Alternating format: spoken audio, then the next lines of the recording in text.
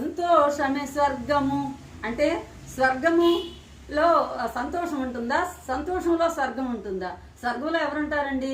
స్వర్గంలో ఇంద్రాది దేవతల నుండి స్వర్గ సౌఖ్యాలు అనుభవిస్తూ ఉంటారు. అప్సరసులు రంభ, ఊర్వశి, మేనక, తిలోత్తమ ఇలాంటి అప్సరసులు నాట్యం చేస్తూ ఉంటారు. స్వర్గానికి వెళ్ళి అవన్నీ చూసి ఆనందించవచ్చు, స్వర్గం ఎక్కడో ఉంటుంది అనుకుంటారు. కానీ కవి ఉద్దేశంలో స్వర్గం అనేది నీ సంతోషంలోనే స్వర్గం ఉంది.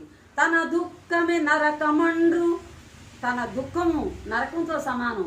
నరకానికి ఎవరు తీసుకెళ్తారు? యమధర్మరాజు వచ్చి ఈడ్చుకెళ్ళి నువ్వు చేసిన శిక్షలకి అక్కడ శిక్షిస్తాడు అని అనుకుంటాం. కానీ నిజమైన శిక్షలు ఈ భూమి మీదే దుఃఖాన్ని అనుభవించే వాళ్ళని చూస్తే తెలుస్తుంది. కాబట్టి నిజమైన దుఃఖము ఇక్కడే ఉంది అని కవి ఉద్దేశము.